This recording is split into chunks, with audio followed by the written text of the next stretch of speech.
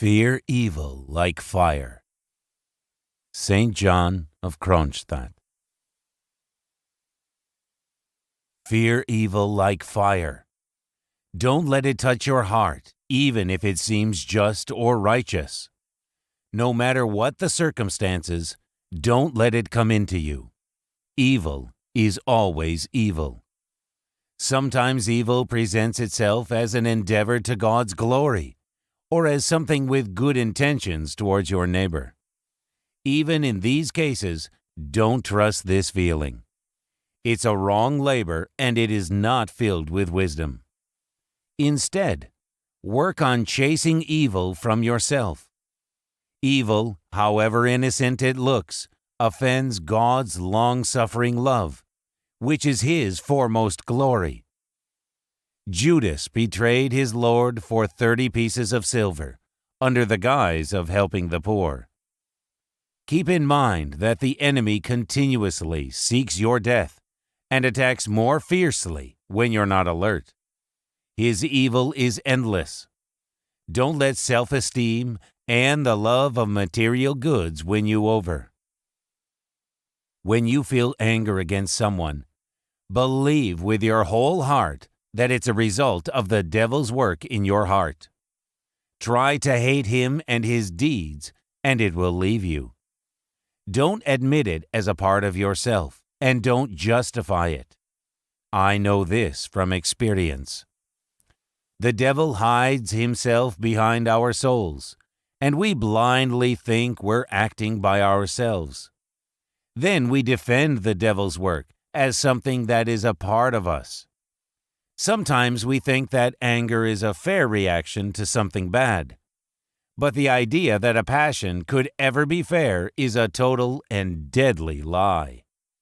When someone is angry at you, remember that this evil feeling is not him.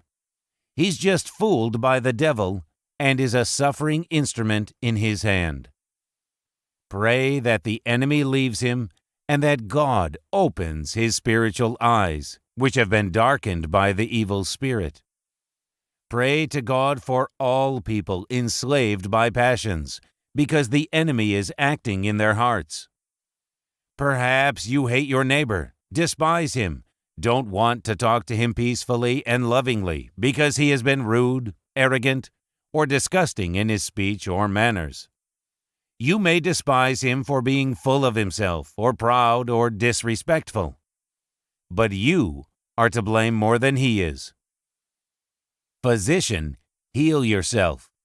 Luke 4:23. So teacher, teach yourself.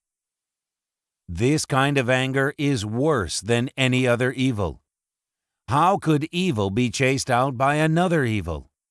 How can you take a needle from the eye of another person while having a log in your own? Evil defects must be fixed with love, kindness, resignation, and patience. Admit yourself as the worst of all sinners and believe it. Consider yourself the worst one. Chase away any boldness, anger, impatience, and fury. Then you may start helping others. Be indulgent about defects of others, because if you see their faults all the time, there will be continuous enmity. The plowers plowed upon my back. They made long their furrows. Psalm 129, verse 3. For if you forgive men their trespasses, your heavenly Father will also forgive you. Matthew 6:14. We can feel from time to time the most perfect love for God without loving each other. This is a strange thing, and only few care about it.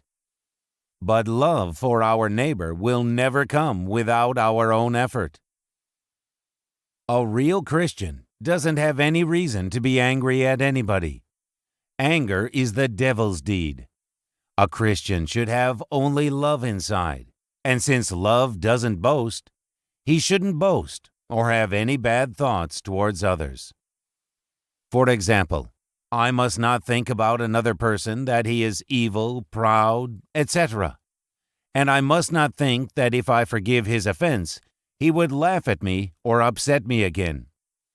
We must not let evil hide in us under any pretense. Evil and anger usually have many different veils. Don't yield to gloomy feelings in your heart, but control and eradicate them with the power of faith and the light of the sane mind. These strengths will make you feel secure. Let me not be put to shame, for I take refuge in you. Psalm 25, verse 20. Gloomy feelings usually develop deep in the heart. Someone who didn't learn how to control them will be gloomy, pensive most of the time, and it will be hard for him to deal with himself and other people. When he comes close to you, sustain yourself with inner strength, happiness, and innocent jokes, and they will leave you soon. This is from experience. Lord, give me strength to love everyone like myself, and never to get angry or work for the devil.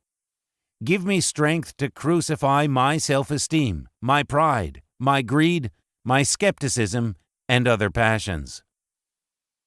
Let us have a name, a mutual love. Let us not worry about anything. Be the only God of our hearts, and let us desire nothing except you. Let us live always in unifying love, and let us hate anything that separates us from each other and from love. So be it. So be it. If God showed himself to us and lives inside us as we in him, according to his eternal word, wouldn't he give us everything? Would he ever trick us or leave us?